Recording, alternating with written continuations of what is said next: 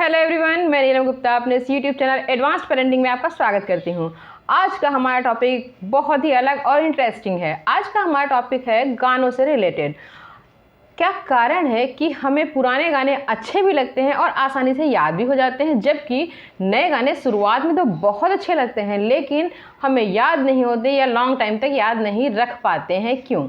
देखिए, आज का ये टॉपिक है तो बहुत ही सोचने वाला कि ऐसा क्या है कि लोग कहते हैं ओल्ड इज़ गोल्ड है, तो बात सही है, लेकिन क्यों है, इसके मेन रीज़न क्या है और हम इसको क्यों ऐसा देखना या सुनना पसंद करते हैं। जो पुराने गाने होते हैं उन गानों में सबसे मेन चीज़ होती है भाव और राग। देखिए, वो जो हमारे ट्रेडिशनल राग हैं उन रागों में से किसी एक राग को पकड़कर वो पूरा गाना गाते हैं, और जो ये राग हैं वो बने होते थे वास्तव में हमारी फीलिंग्स के साथ मैच करने के लिए जो होते थे। जैसे संध्या के समय जो राग होते हैं, जो मॉर्निंग के टाइम होते हैं, आफ्टरनून कौन से होते हैं, रात के समय कौन से होते हैं, सबके राग अलग अलग होते हैं। उनको सुनने से हमें वैसे ही, जैसे कहते हैं ना, भजन सुनो शांति मिलती है ना। और आपको कोई काम जल्दी करना हो तो लोग कहते हैं एक भांगड़ा बजा लो, तो काम में थोड़ी सी हमारी स्फूर्ति आ जाएगी। इसीलिए ये जितना भी म्यूज़िक होता है ये हमारे शरीर के अंदर जाके तरंगे पैदा करता है, उससे रिलेट हो जाता है। और जो पुराने गाने होते थे ना, वो इसी राग पर बने होते थे। उसमें एक राग को लेके वो पूरा गाना गाते थे और बहुत ही सिंपल, साधारण, आसान से शब्दों को यूज़ करते थे। नंबर 3 ये होता था कि वो ऐसे वाद्य यंत्र, बहुत ज़्यादा वाद्य यंत्र का यूज़ नहीं करते थे, बहुत ही नॉमिनल, जिससे उनकी आवाज़ साफ सुनाई पड़े और उसका भाव और निखर के आए। ये सब चीज़ें वो लोग बहुत ही कम यूज़ करते थे, जिसके कारण हमको वो आसानी से बाय हार्ट याद भी हो जाते थे और हमें गाने में भी किसी लगता था कि हम बिल्कुल सही गा रहे हैं। अक्सर कर हमें नए गानों में प्रॉब्लम क्या होती है ना, कि हम बहुत ही अच्छा गाते हैं लेकिन वो धुन नहीं आ पाती है, उस टाइप से वो चीज़ हमको फिर से नहीं मालूम देती, लगता है ये चीज़ कमी, उस चीज़ की कमी है, इसके कारण हमको याद रखने में दिक्कत होती है। जबकि जो पुराने गाने हैं उनमें मेन वॉइस का ही रहता है। वॉइस थोड़ी सी अप डाउन हो सकती है क्योंकि जब हम जिस मूड में होते हैं वैसी वॉइस हल्का सा टच करती हुई निकलने लगती है, इसलिए हमें पुराने गाने अच्छे भी लगते हैं, याद भी हो जाते हैं। जबकि मेन प्रॉब्लम क्या है, जो नए गाने हैं, नए गानों में आप देखिए, सबसे पहले राग, वो राग ही इतना ज़्यादा मिक्सचर है कि सुबह दोपहर शाम का तीनों को एक में मिला दिया है। ठीक, उसके बाद है वॉइस, ढेर सारे लोग उसमें होते हैं।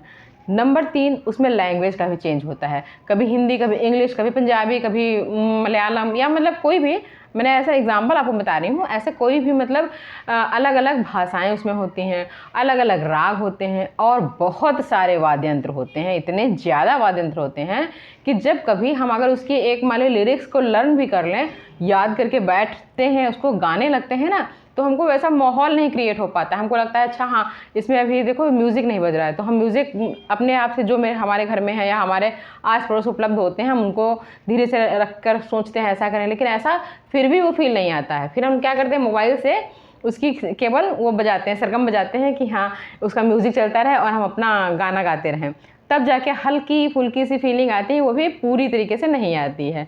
और हम जो चीज़ पसंद करते हैं उन सब चीज़ों को चाहते हैं कि चाहे कहीं भी रहें, घर में हो, बाहर हो, ऊपर हो, नीचे हो, सड़क पे हो, चाहे जितने बिजी हो उनको गुनगुनाएं तो वैसी ही चीज़ हमें लगभग तो सुनाई पड़े।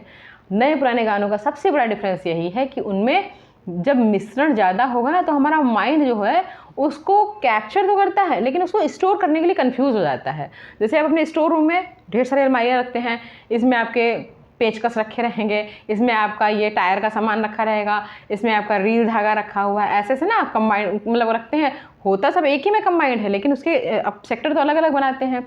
ऐसे हमारे दिमाग में होता है, हमारा दिमाग में बहुत सी चीज़ों को अपने अंदर समाहित करता है, लेकिन उसके लिए अलग अलग कोठरियाँ, अलग अलग खाने बना के रखे हुए हैं, अलग अलग केस बना के रखे हुए हैं जिसमें वो उन चीज़ों को सही से रखता है। लेकिन जब मिक्सचर ज़्यादा होता है, और शुरुआत में अच्छे क्यों लगते हैं, देखो अच्छे इसलिए लगते हैं क्योंकि वो हमारे दिमाग को कंफ्यूज कर देते हैं।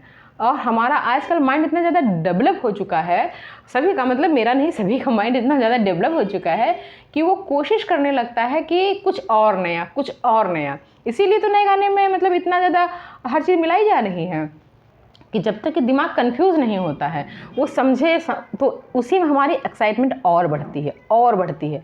तो हम उसको शुरुआत में खूब कस के मन लगा के सुनते हैं, गाते हैं, समझने की हर तरीके से कोशिश करते हैं, उसका खूब एंजॉय करते हैं।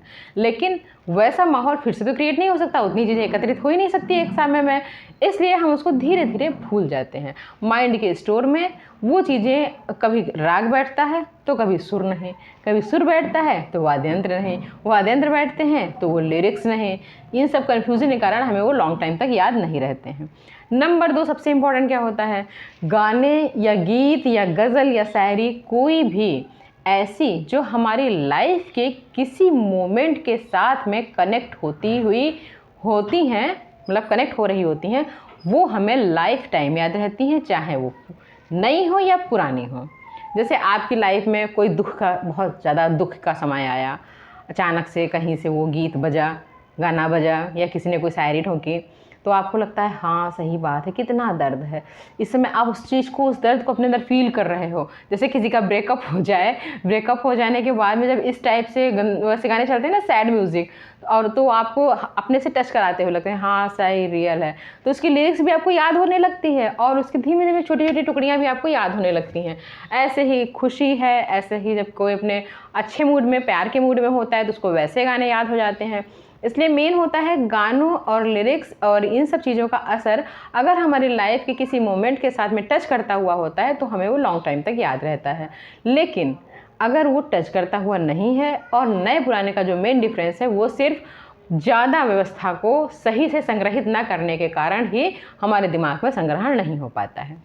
ये हिंदी है, मतलब ये जो संग्रहण है, इस टाइप के जो वर्ड्स यूज़ करते हैं, क्योंकि इसलिए यूज़ करते हैं, अपनी मातृभाषा हिंदी भी है, लोग मेनली इन चीज़ों को समझना चाहते हैं, समझते भी हैं। आज के सबसे बड़ी जानते हैं एक प्रॉब्लम क्या आ रही है, एक प्रॉब्लम ये आ रही है कि हम लोग हिंदी और इंग्लिश के बीच में फंस गए हैं। इंग्लिश हम लोग पढ़ रहे हैं, इसलिए ज़्यादा से ज़्यादा हमें कोशिश करनी चाहिए हमको दोनों वर्ड अच्छे से पता हो। इसलिए मैं हिंदी और इंग्लिश दोनों का मिक्सचर बहुत कस के यूज़ करती हूँ, जिसमें आपका माइंड भी थोड़ा कन्फ्यूज़ हो और एक चीज़ को ढूंढने की कोशिश करें।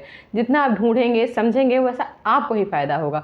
इससे क्या होता है, आपका माइंड भी डेवलप करता रहता है।